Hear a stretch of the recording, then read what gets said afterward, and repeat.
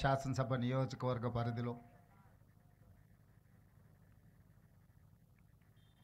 Chilkur social welfare residential స్కూల్లో ఈరోజు చేవెళ్ళ శాసనసభ్యులు కాళే యాదయ్య గారి అధ్యక్షతన రాష్ట్ర స్థాయి కార్యక్రమాన్ని తీసుకొని ఈ కార్యక్రమంలో శాసన మండలి చీఫ్ విప్ పట్నం మహేందర్ రెడ్డి గారు, అదేవిధంగా శోభారాణి గారు, మధుసూదన్ రెడ్డి గారు, విద్యాశాఖకు సంబంధించిన అదేవిధంగా వెల్ఫేర్ డిపార్ట్మెంట్కి సంబంధించిన అధికారులు, ప్రజాప్రతినిధులు, పాత్రికేయ మిత్రులు, ఈ సోషల్ వెల్ఫేర్ రెసిడెన్షియల్ స్కూల్లో చదువుకుంటున్న విద్యార్థులు ఈ కార్యక్రమంలో పాల్గొని తెలంగాణ రాష్ట్రంలో భవిష్యత్తులో SC, ST, BC, minority residential స్కూల్స్లో చదువుకుంటున్న విద్యార్థుల యొక్క దిశను మార్చే డైట్ ఛార్జెస్ కానీ కాస్మెటిక్ ఛార్జెస్ని పెంచడమే కాకుండా వాళ్ళలో ఉన్న నైపుణ్యాన్ని పెంపొందించి తెలంగాణ రాష్ట్ర పునర్నిర్మాణంలో వాళ్ళందరినీ భాగస్వాములను చేయాలని రాష్ట్ర ప్రభుత్వం ఈ ప్రతిష్టాత్మకమైన కార్యక్రమాన్ని రాష్ట్ర స్థాయిలో మంత్రివర్గ సభ్యులను, పార్లమెంట్ సభ్యులను, శాసనమండలి సభ్యులను, శాసనసభ్యులను, ఐఏఎస్, ఐపీఎస్, ఐఎఫ్ఎస్, ఇతర ఉన్నతాధికారులను ఎవరికి ఎక్కడ అవకాశం ఉంటే అక్కడ రెసిడెన్షియల్ స్కూల్స్లో ఈరోజు ఈ కార్యక్రమంలో పాల్గొనడానికి రాష్ట్ర ప్రభుత్వం ఒక నిర్ణయం తీసుకొని అందులో భాగంగానే ఈరోజు తెలంగాణ రాష్ట్ర ముఖ్యమంత్రిగా ఈ చిల్కూర్ సోషల్ వెల్ఫేర్ రెసిడెన్షియల్ స్కూల్లో నేను ఈ కార్యక్రమంలో పాల్గొనడం జరిగింది. ఇక్కడికి వచ్చే వరకు ఇక్కడ ఇంత అద్భుతమైన రెసిడెన్షియల్ స్కూల్, అదేవిధంగా మల్టీ టాలెంటెడ్ స్టూడెంట్స్, వివిధ వృత్తులలో సెలెక్ట్ అయిన విద్యార్థులు వాళ్ళలో ఉన్న కళను ఇక్కడ ప్రదర్శించడం ద్వారా సోషల్ వెల్ఫేర్ రెసిడెన్షియల్ స్కూళ్ళలో మల్టీ టాలెంటెడ్ విద్యార్థులు ఉన్నారు అని చెప్పి నాకు ఒక అవగాహన, ఒక నమ్మకం, ఆత్మవిశ్వాసం కల్పించినందుకు మీ అందరికీ మనస్ఫూర్తిగా ధన్యవాదాలు తెలియజేస్తున్నా. General opinion, general perception, welfare హాస్టల్స్లో ఉండేవాళ్ళు కానీ రెసిడెన్షియల్ స్కూల్స్లో చదివే వాళ్ళకు టాలెంట్ తక్కువ ఉంటుందనో, ప్రైవేట్ స్కూళ్ళలో చదువుకునే వాళ్ళకు టాలెంట్ ఎక్కువ ఉంటుందనో ఒక అపోహ బలంగా నాటుకుపోయింది. ఎందుకు అనంటే కొన్ని దశాబ్దాలుగా ప్రభుత్వాలు ఎంత ప్రయత్నం చేసినా ఈ వెల్ఫేర్ లేదా రెసిడెన్షియల్ స్కూల్స్ యొక్క ఇమేజ్ను పెంచకపోవడం వల్ల ప్రైవేట్ స్కూళ్ళలో చదువుకుంటేనే నాణ్యమైన విద్య అందుబాటులోకి వస్తుందని, లేదా ఇంగ్లీష్ మీడియం చదువుకుంటేనే విద్యార్థులు రాణిస్తారని చెప్పి ఒక అపోహ బలంగా నాటుకుపోయింది. ఈరోజు ఆ అపోహలను తొలగించాలి. రెసిడెన్షియల్ స్కూల్స్ అంటే మల్టీ టాలెంటెడ్ ఎడ్యుకేషనల్ ఇన్స్టిట్యూట్స్. ఇవి ఈనాడు కాదు, ఆనాడు పివి నరసింహారావు గారు ఉమ్మడి ఆంధ్రప్రదేశ్ ముఖ్యమంత్రిగా ఉన్నప్పుడు మొట్టమొదట రెసిడెన్షియల్ స్కూల్స్ విధానాన్ని వారు ప్రవేశపెట్టడం జరిగింది. సర్వేల్ గ్రామంలో, మునుగోడు శాసనసభ నియోజకవర్గం, నల్గొండలో నాకు తెలిసి 1971 ఆ ప్రాంతంలో పివి నరసింహారావు గారు మొట్టమొదటి రెసిడెన్షియల్ స్కూల్ని ప్రారంభించి ఉమ్మడి రాష్ట్రంలో ఉండే విద్యార్థులకు అవకాశం కల్పిస్తే అక్కడి నుంచి చాలామంది ఐఏఎస్లు, ఐపీఎస్లు చాలామంది అక్కడ సర్వేల్ రెసిడెన్షియల్ స్కూల్లో చదువుకున్న వాళ్ళు సెలెక్ట్ అయ్యారు. ఉదాహరణ, ఈరోజు పబ్లిక్ సర్వీస్ కమిషన్ చైర్మన్గా నియామకం జరిగిన మొన్నటి వరకు విద్యాశాఖ ప్రిన్సిపల్ సెక్రటరీ బాధ్యతలు నిర్వహించిన special chief secretary Borra Venkatesham గారు ఈరోజు తెలంగాణ పబ్లిక్ సర్వీస్ కమిషన్ చైర్మన్గా నియామకం జరిగిన వారు సర్వేల్ రెసిడెన్షియల్ స్కూల్స్లో చదువుకున్న ఒక విద్యార్థి. అదేవిధంగా అతనికంటే ముందు పబ్లిక్ సర్వీస్ చైర్మన్గా పనిచేసిన మహేందర్ రెడ్డి గారు తెలంగాణ రాష్ట్ర డీజీపీగా 35 సంవత్సరాల ఐపీఎస్గా ఎన్నో ప్రతిష్టాత్మకమైన పోలీస్ రిఫార్మ్స్ తీసుకొచ్చిన మహేందర్ రెడ్డి గారు కూడా సర్వేల్ రెసిడెన్షియల్ స్కూల్లో విద్యార్థి. చాలామంది ఈరోజు నవోదయ రెసిడెన్షియల్ స్కూల్స్లో కానీ కేంద్రీయ విద్యాలయాలలో కానీ రాష్ట్ర కేంద్ర ప్రభుత్వాలు నిర్వహిస్తున్న ఈ రెసిడెన్షియల్ స్కూల్స్లో చదువుకున్న వాళ్ళు చాలా గొప్పగా రాణించారు. కానీ ఒక పీరియడ్ తర్వాత ప్రైవేట్ స్కూల్స్ ప్రైవేట్ కాలేజీలతో కాంపిటీషన్ చేయాల్సిన పరిస్థితి రావడం, ఆ పరిస్థితుల్లో ప్రభుత్వం యొక్క ఫోకస్ ఈ రెసిడెన్షియల్ స్కూళ్ళ మీద తగ్గడం, తద్వారా ఈ రెసిడెన్షియల్ స్కూల్స్ ఆర్ గవర్నమెంట్ స్కూల్స్లో చదువుకునే వాళ్ళు అత్యంత నిరుపేదలు లేదా నిర్లక్ష్యానికి లోనైన వాళ్ళు మాత్రమే చదువుకుంటారని ఒక అపోహ బలంగా నాటుకుపోయింది. ఈ అపోహల నుంచి విద్యా సంస్థల్ని, ముఖ్యంగా ఎస్సీ ఎస్టీ బీసీ మైనారిటీ సామాజిక వర్గాలకు సంబంధించిన వాళ్లకు ఒక సంపూర్ణమైన విశ్వాసం నమ్మకం కలిగించాలన్న ఆలోచన రాష్ట్ర ప్రభుత్వం మేము బాధ్యత చేపట్టిన తర్వాత పలు దఫాలుగా చర్చించడం జరిగింది. దీనికి సంబంధించి ఉప ముఖ్యమంత్రి బట్టి విక్రమార్క గారు ఇతర మంత్రివర్గ సహచరులతో కమిటీ వేసి అసలు ఎలాంటి ప్రక్షాళన చేయాలి, ఏ విధంగా విధి విధానాలలో మార్పు తీసుకొచ్చి అధికారులతో పాటు ప్రజాప్రతినిధులను కూడా ఒక బాధ్యత అప్పగించి ఒక సోషల్ రెస్పాన్సిబిలిటీ, ఒక సామాజిక బాధ్యతగా తప్పకుండా ఈ రెసిడెన్షియల్ స్కూళ్ళలో విద్యా ప్రమాణాలను పెంచాలి, నాణ్యమైన వసతులను కల్పించాలని ఒక దృఢ సంకల్పంతో ఈనాడు తెలంగాణ రాష్ట్ర ప్రభుత్వం ముందుకు వెళ్తుంది. అందులో భాగంగానే 8 సంవత్సరాల నుంచి డైట్ ఛార్జెస్ ఎప్పుడు పెంచలే. గత ప్రభుత్వం పెంచాలన్న ఆలోచన కూడా చేయలే. అంటే పూర్తిగా తెలంగాణ రాష్ట్రం ఏర్పడ్డ తర్వాత డైట్ ఛార్జెస్ విషయంలో కావచ్చు, కాస్మెటిక్ ఛార్జెస్ విషయంలో కావచ్చు, లేదా మౌలిక వసతులకు సంబంధించిన అంశాలలో కావచ్చు, ఆనాటి ప్రభుత్వం ప్రాధాన్యత ఇవ్వలేదు. తద్వారా ప్రతిష్ట కలిగిన ఈ రెసిడెన్షియల్ స్కూల్స్ అన్నీ కూడా ప్రతిష్ట కోల్పోయి ప్రజలలో విశ్వాసం సన్నగిలే పరిస్థితి వచ్చినప్పుడు రాష్ట్ర ప్రభుత్వం స్పష్టంగా ఆలోచన చేసి మళ్ళీ ఆ విశ్వాసాన్ని పునరుద్ధరించాలి, ఒక నమ్మకం కలిగించాలి. ఈ ప్రభుత్వం అంటే ప్రభుత్వం మా కోసం పనిచేస్తుంది, ప్రభుత్వం మా ప్రభుత్వం ప్రజా ప్రభుత్వం అని ఒక నమ్మకం విశ్వాసాన్ని కల్పించాలన్న ఆలోచనతో సింగిల్ స్ట్రోక్లో డైట్ ఛార్జెస్ విషయంలో 40% ఛార్జెస్ పెంచడం ద్వారా నాణ్యమైన ఫుడ్ని ఈరోజు మన విద్యార్థులకు ఇవ్వడం ద్వారా ఆరోగ్యవంతమైన తెలంగాణగా తీర్చిదిద్దాలని మన ప్రభుత్వం భావించింది. కాస్మెటిక్ ఛార్జెస్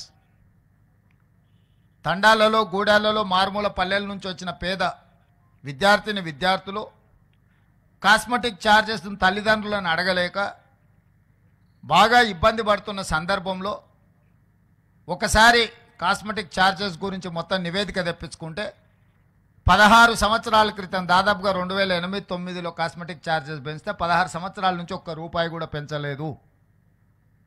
16 సంవత్సరాలలో అసలు కాస్మెటిక్ ఛార్జెస్ ఎన్నంతలు పెరిగినాయో అసలు ఊహించలేనంత ధరలు పెరిగినాయి. మరి 2008లో నిర్ధారించిన కాస్మెటిక్ ఛార్జెస్ ఏ మూలకు విద్యార్థులకు సరిపోవడం లేదు.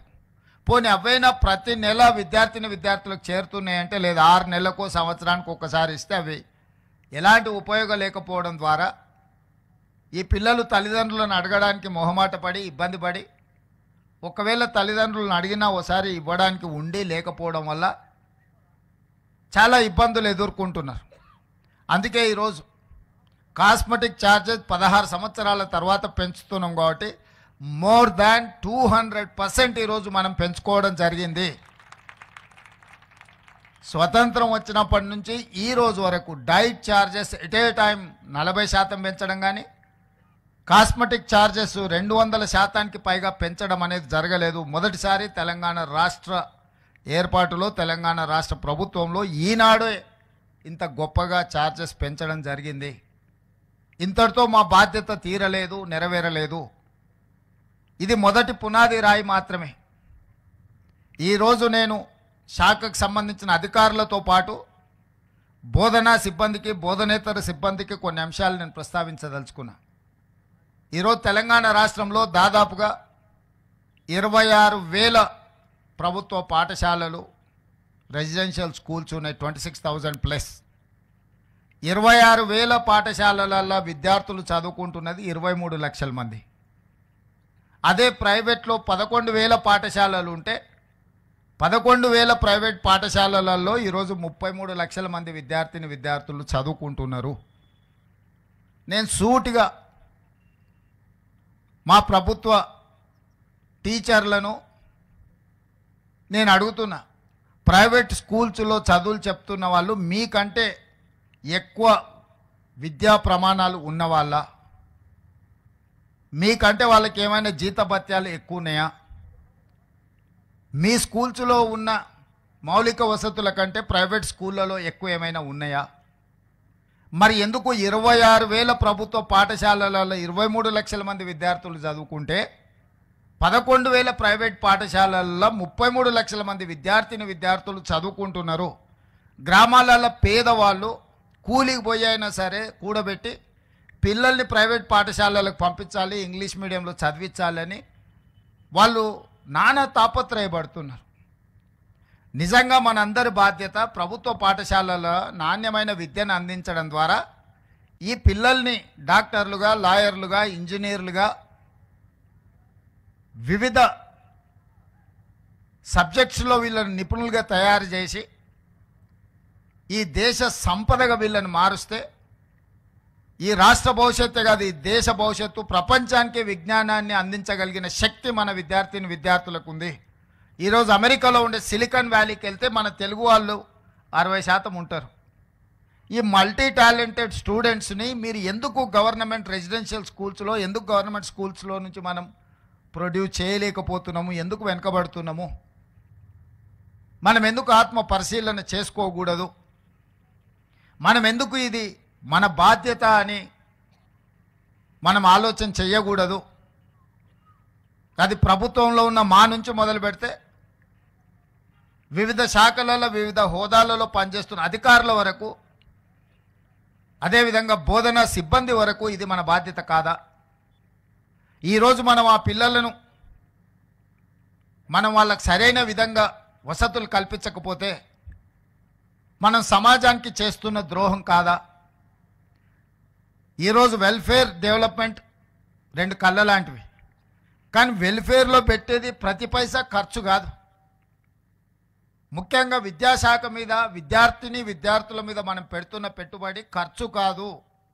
అది భవిష్యత్తు కోసం పెట్టుబడి. భవిష్యత్తు పునర్నిర్మాణంలో తెలంగాణ రాష్ట్రం అభివృద్ధి సాధించాలి అని అంటే అది పెట్టుబడిగా చూడాలి. ఈరోజు మన వెల్ఫేర్ హాస్టల్స్లో వాళ్ళ కోసం విద్యార్థులకు ఇస్తున్న డైట్ ఛార్జెసో, లేకపోతే కాస్మెటిక్ ఛార్జెసో, లేదా ఇన్ఫ్రాస్ట్రక్చర్ మీద, అవి స్టేడియంలు కావచ్చు, వాళ్ళకున్న వసతులు కావచ్చు, చాలాసార్లు టీవీలలో, పేపర్లలో చూస్తుంటాం. వందలాది మంది విద్యార్థులు ఉంటారు, 4 టాయిలెట్స్ ఉన్నాయని పెద్ద క్యూ చూపిస్తుంటారు. లేకపోతే తాగడానికి నీళ్లు లేవు, నీళ్ళు ఎక్కడికే వెళ్ళి మధ్యాహ్నం లంచ్ టైంలో వాళ్ళు నానా ఇబ్బంది పడుతున్నారు.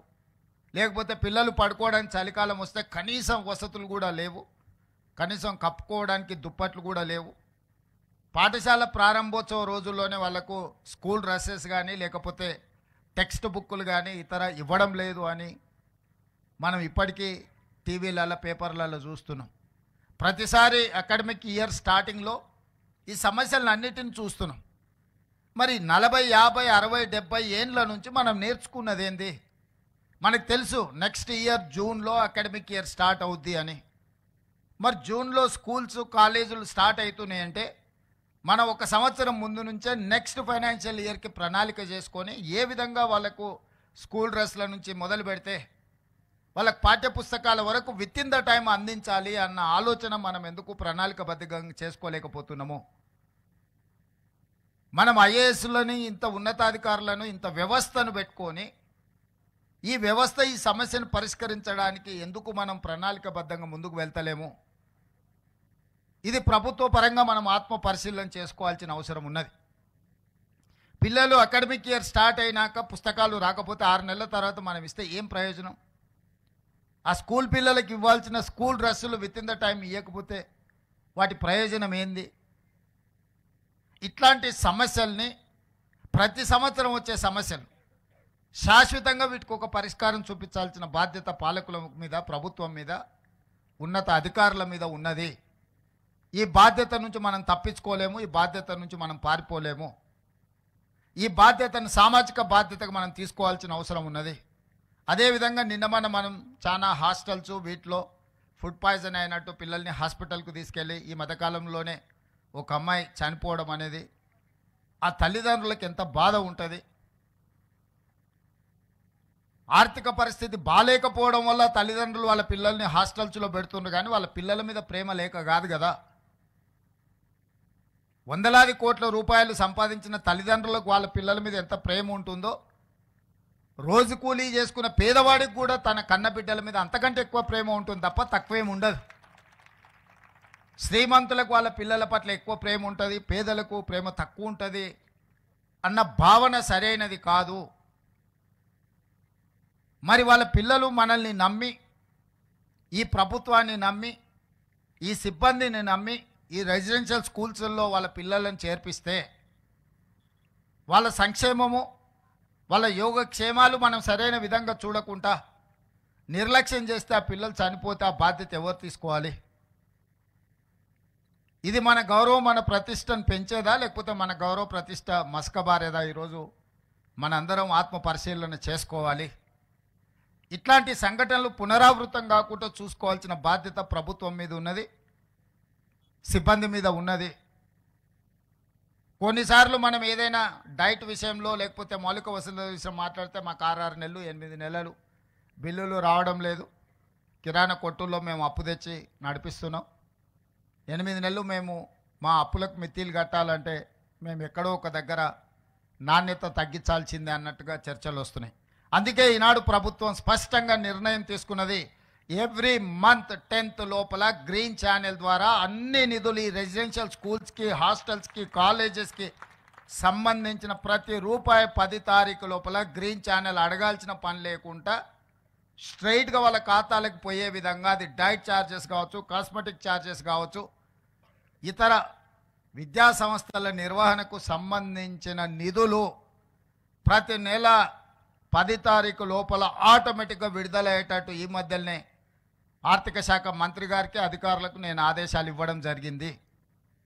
ప్రతి నెల నేనే స్వయంగా పర్యవేక్షించి మీకు చేరడానికి అవసరమైన అన్ని నిర్ణయాలు తీసుకోవాలని ఈరోజు ప్రభుత్వం నిర్ణయించింది. అదేవిధంగా గతంలో మీ స్కూల్ డ్రెస్లు ఎవరో ప్రైవేట్ కంపెనీలకు ఇస్తే వాళ్ళు సెప్టెంబర్, అక్టోబర్ వస్తే కూడా అప్పుడప్పుడు డిసెంబర్ వరకు కూడా కొన్ని విడతలుగా స్కూల్ డ్రెస్సులు ఇచ్చేవాళ్ళు. ఆ విధానాన్ని మార్చి సెల్ఫ్ హెల్ప్ గ్రూప్ మహిళా సంఘాలకు ఈ స్టిచ్చింగ్ బాధ్యత మొత్తం రాష్ట్రంలో ఉండే 65 లక్షల మంది మహిళా సంఘాలకు పాఠశాల పిల్లల యొక్క డ్రెస్సులు కుట్టే బాధ్యత వాళ్ళకిచ్చి 25 రూపాయలు ఉన్నదాన్ని 75 రూపాయలకు పెంచి ఈరోజు వాళ్ళందరికీ ఇవ్వడం ద్వారా మొన్నటి స్కూల్స్ ప్రారంభం రోజే ఒక్కొక్క జత ఆ రోజే మొదటి రోజే వాళ్ళందరికీ కూడా ఇవ్వడం జరిగింది. వాళ్ళ బట్టలు వాళ్ళకి అందుబాటులో ఇవ్వడమే కాకుండా టెక్స్ట్ బుక్కులు కూడా మొదటి రోజే ఇచ్చే విధంగా మన ప్రభుత్వం వచ్చినాక చర్యలు చేపట్టింది. ఇదే కాకుండా ఈరోజు రైతులకు ఉచితంగా కరెంట్ ఇస్తున్నాం, పేదవాళ్ళకి ఇంటికి 200 యూనిట్లు ఉచితంగా కరెంట్ ఇస్తున్నాం. మరి రైతుకు వ్యవసాయానికి 24 గంటలు ఉచితంగా కరెంట్ ఇచ్చి పేదవాడి ఇంటికి 200 యూనిట్లు ఉచితంగా కరెంట్ ఇచ్చినప్పుడు చదువుకునే విద్యార్థులకు పాఠశాలల్లో ఉచిత కరెంటు ఎందుకు ఇవ్వకూడదు? వాళ్ళ కంప్యూటర్స్ ఇచ్చినా, వాళ్ళకి ఇతర ఏ ఎక్విప్మెంట్ ఇచ్చినా పాఠశాలలలో కరెంటు బిల్లులు కట్టకపోవడం వల్ల, కరెంటు లేకపోవడం వల్ల వాటిని ఉపయోగించలేకపోతున్నారు.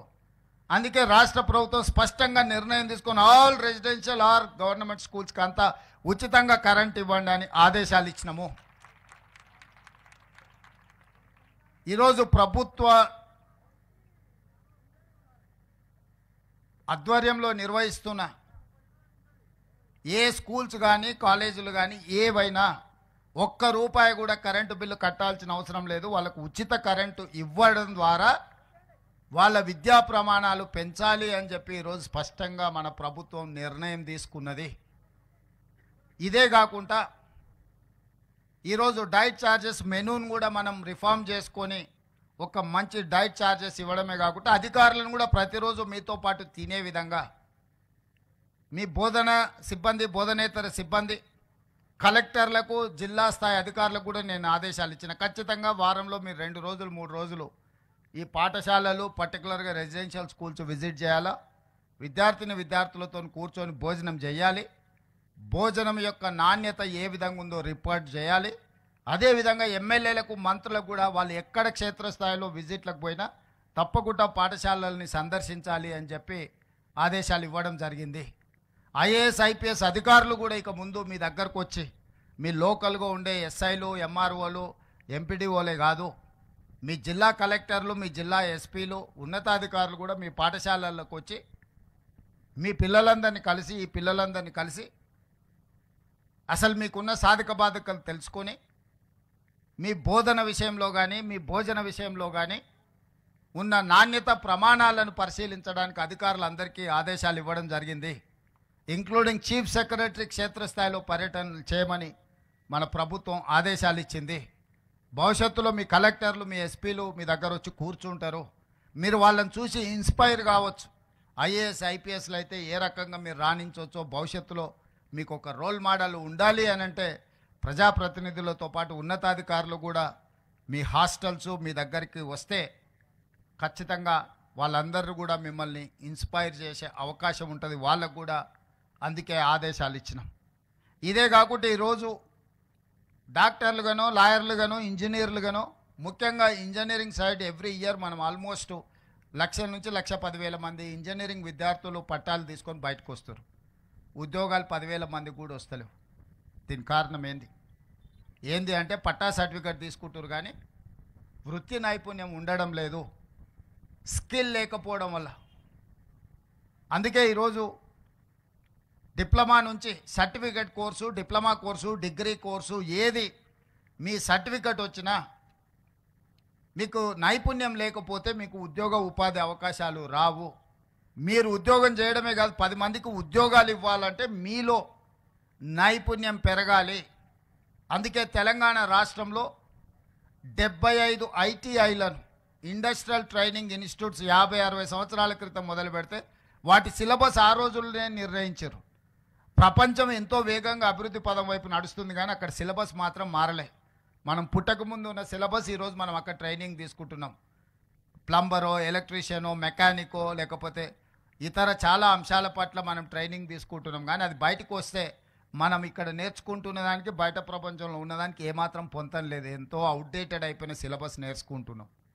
అందుకే టాటా ఇన్స్టిట్యూట్తో మాట్లాడి, టాటా కంపెనీతో మాట్లాడి ఈ రాష్ట్రంలో ఉన్న 75 ఐటీఐలను ఏటీసీలుగా, ఏటీసీ అంటే advanced technology centres, skill upgradation, ఆ ఐటీఐలలో చేరుతున్న వేలాది మంది విద్యార్థులకు టాటా సంస్థ, తెలంగాణ రాష్ట్ర ప్రభుత్వం కలిసి అప్గ్రేడ్ చేయడానికి 2,400 రూపాయలు ఖర్చు పెడితే, 2,400 కోట్ల రూపాయలు మనం ఖర్చు పెడితే 2,100 కోట్ల రూపాయలు టాటా కంపెనీనే ఖర్చు పెడుతుంది. రాష్ట్ర ప్రభుత్వం కేవలం 300 కోట్లే. 14% స్టేట్ గవర్నమెంట్ పెడితే 86% టాటా సంస్థ పెట్టి ఈ 75 ఐటీఐలను ఏటీసీలుగా అప్గ్రేడ్ చేసి అందులో చేరుతున్న వాళ్ళకి ఈనాడు పోటీ ప్రపంచంలో ఏ టాలెంట్ అవసరం ఉందో ఆ టాలెంట్ నేర్పించి వాళ్ళకు ఉద్యోగాలు కూడా టాటా కంపెనీ ఇవ్వడానికి ఈరోజు ముందుకు వచ్చింది. ఇది ఒక గొప్ప మార్పు తెలంగాణ రాష్ట్రంలో. 75 సంవత్సరాల తర్వాత ఒక ప్రైవేట్లో 100% సక్సెస్ స్టోరీ ఉన్న ఒక ప్రముఖ సంస్థ రాష్ట్ర ప్రభుత్వ భాగస్వామ్యం తీసుకొని 2400 కోట్ల రూపాయలు ఖర్చు పెట్టి గవర్నమెంట్ మీద భారం పడకుండా రోబోస్ కూడా ఐటీఐలలో ఏటీసీలలో ఈరోజు వాళ్ళు పెడుతున్నారు. వాళ్ళు ఇన్స్ట్రక్టర్స్ను వాళ్ళే తీసుకొస్తున్నారు. మన దగ్గర ఉన్న ఇన్స్ట్రక్టర్లకు కూడా వాళ్ళే ట్రైనింగ్ ఇస్తున్నారు.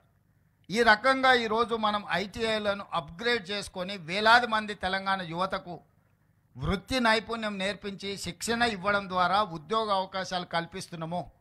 మీరు వెనక్కి వెళ్ళి మీ గ్రామాలకు వెళ్ళినప్పుడు మీ అన్నలకు మీ కుటుంబ సభ్యులకు స్పష్టంగా చెప్పండి, ఈరోజు ఐటీఐలో చేరితే 100% మీకు ఉద్యోగం వస్తుంది.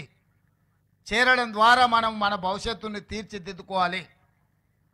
ఆ సర్టిఫికెట్ కోర్సులు చదవడం ద్వారా మీకు కనీసం నెలకు 30,000 40,000 సంపాదించుకునే అవకాశం ఉంది.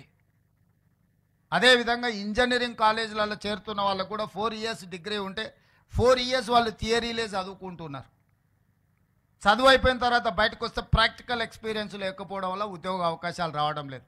అందుకే ఈరోజు ఇంజనీరింగ్ కాలేజీలలో ఉన్న సిలబస్ని కూడా 2 సంవత్సరాలు వాళ్ళు థియరీ నేర్చుకుంటే 2 సంవత్సరాలు ప్రాక్టికల్గా కంపెనీస్లకి వెళ్ళి పెద్ద పెద్ద మల్టీనేషనల్ కంపెనీలలో వాళ్ళు పోయి శిక్షణ పొందే విధంగా ఆ టైంలో వాళ్ళకి ఆ సంస్థలు కూడా స్టైఫండ్ ఇచ్చే విధంగా ఈరోజు మనం కంప్లీట్గా సిలబస్ విధానాన్ని మార్చుకొని ఇంజనీరింగ్ గ్రాడ్యుయేట్స్ను కూడా సాంకేతికంగా వాళ్ళ నైపుణ్యం పెంచి ఈరోజు వాళ్ళను కూడా నిష్ణాతులుగా తయారు చేయడానికి ఈరోజు మన ప్రభుత్వం ఒక నిర్ణయం తీసుకుంది. ఇదే కాదు, ఈరోజు యంగ్ ఇండియా స్కిల్స్ యూనివర్సిటీ ప్రభుత్వ ఆధ్వర్యంలో చాలా యూనివర్సిటీలు ఉన్నాయి. యూనివర్సిటీలు అనుకున్నంత స్థాయిలో పనిచేయకపోవడం వల్ల యంగ్ ఇండియా స్కిల్స్ యూనివర్సిటీ అని ఈ రంగారెడ్డి జిల్లాలోనే మనము మహేశ్వరం శాసనసభ నియోజకవర్గ పరిధిలో 60 ఎకరాల ఒక యూనివర్సిటీ నిర్మించుకుంటున్నాం. దీనికి పీపీపీ మోడల్ అంటే పబ్లిక్ ప్రైవేట్ పార్ట్నర్షిప్.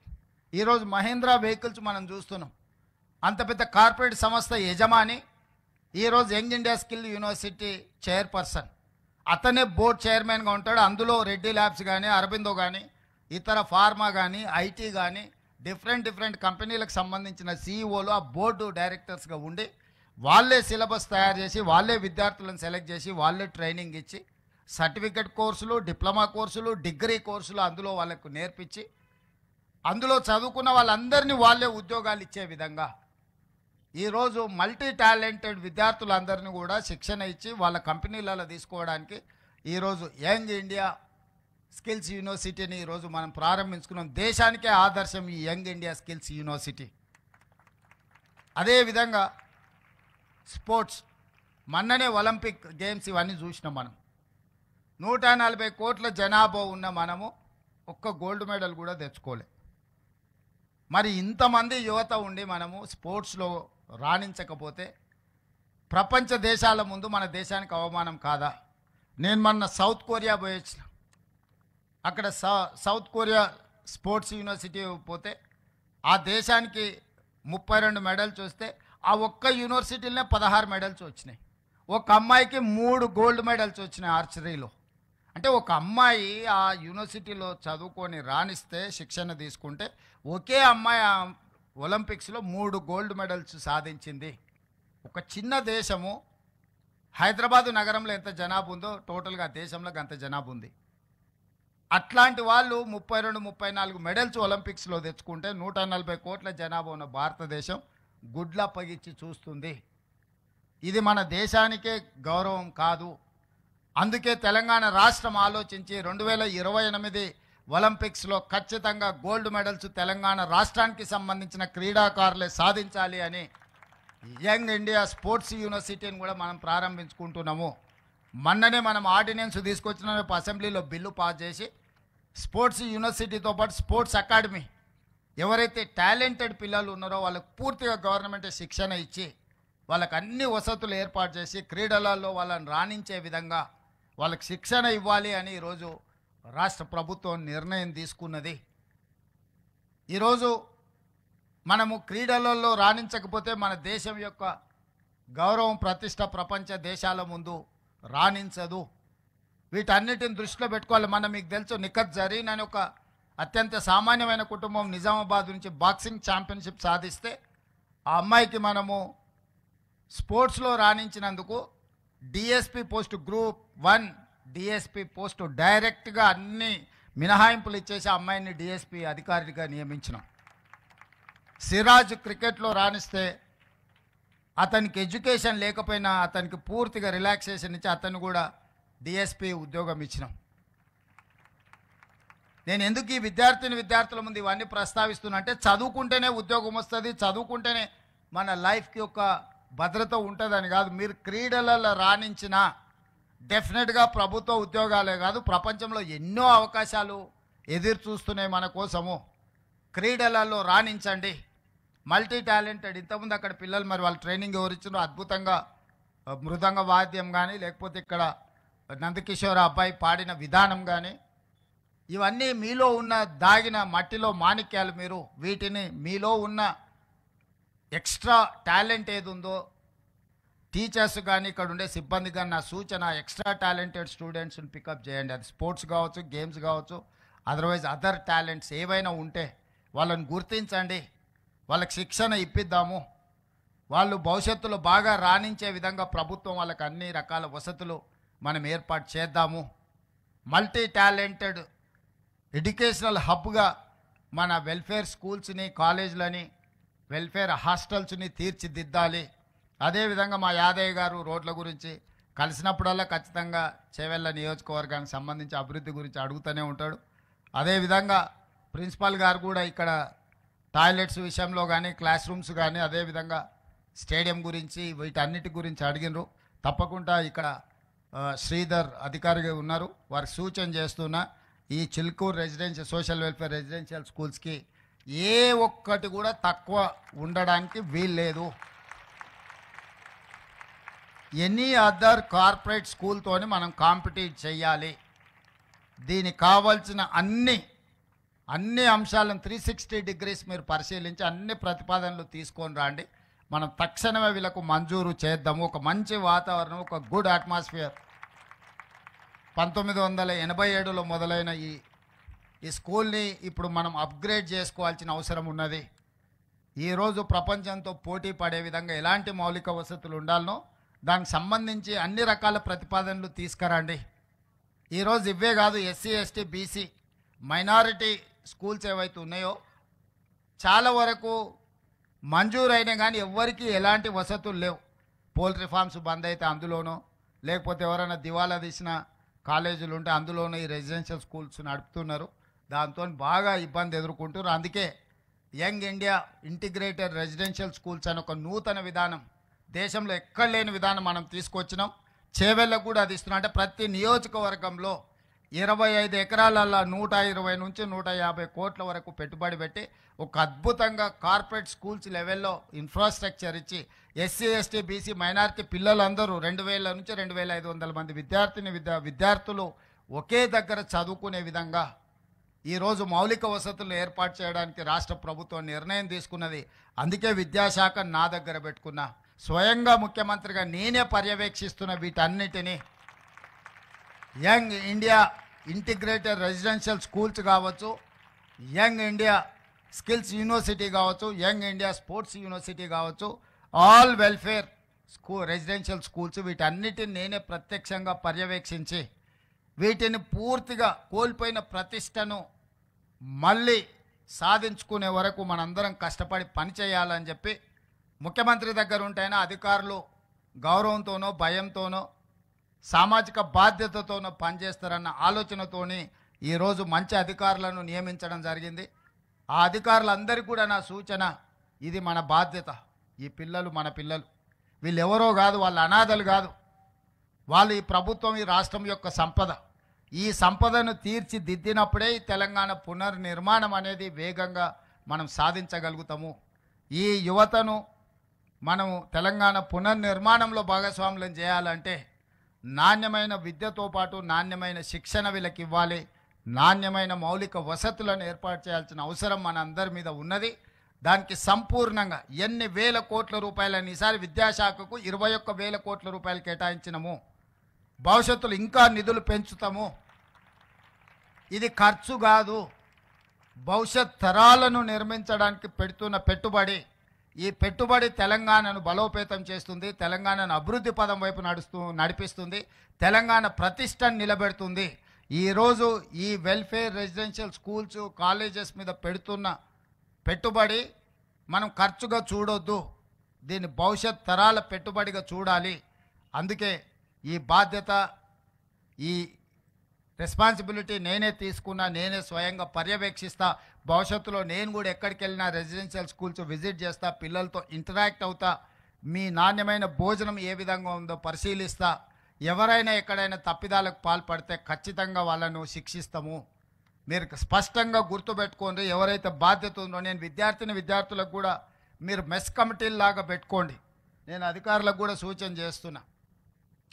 ఇదే విద్యార్థులను ఒక మెస్ కమిటీగా పెడితే వండే కాడ నుంచి వడ్డించే వరకు ఈ పిల్లలే స్వయంగా పర్యవేక్షించిండ్రు అనుకో, వాళ్ళ కోసం వండే వంట నాణ్యత ఉందా లేదా, వాళ్ళ కోసం వడ్డించే భోజనం నాణ్యత ఉందా లేదా అనేది పరిశీలించుకునే అవకాశం వాళ్ళకే ఇస్తే వాళ్ళు మానిటరింగ్ చేసుకుంటారు.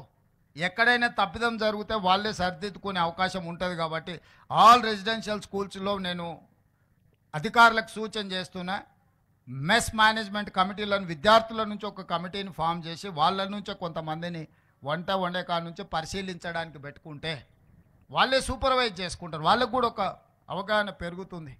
వాళ్ళకి మనం ఎంత ఛార్జెస్ ఇస్తున్నాం, ఎంత ఖర్చు పెడుతున్నాం, ఎంతమంది విద్యార్థులు ఉన్నారు, ఏమైనా లెక్కలు తప్పు రాస్తున్నామా, లేకపోతే వాళ్ళకి మనం ఇస్తున్న నిధులు సరిపోతున్నాయా లేదా వాళ్ళే అంచనా వేసుకుంటే వాళ్ళు స్పష్టంగా ఒక మంచి కార్యక్రమాన్ని తీసుకోవడానికి అవకాశం ఉంటుంది. మెస్ మేనేజ్మెంట్ కమిటీలలో కూడా ఈ పిల్లల్నే భాగస్వాములను చేసి ఆ కమిటీలుగా వేయాల్సిందిగా అధికారులకు ఆదేశాలు ఇస్తూ, మీ అందరికీ మరొక్కసారి ఇప్పటివరకు ఇక్కడ మీ నైపుణ్యాన్ని ప్రదర్శించిన విద్యార్థులకు, అదేవిధంగా నిఫ్ట్లో కానీ లేకపోతే ఇతర డాక్టర్స్గా మీ ఇతర IIT IITలో సెలెక్ట్ అయిన విద్యార్థులకు అందరికీ శుభాకాంక్షలు తెలియజేస్తూ మీ అందరి దగ్గర సెలవు తీసుకుంటున్నా. ధన్యవాదాలు మిత్రులారా.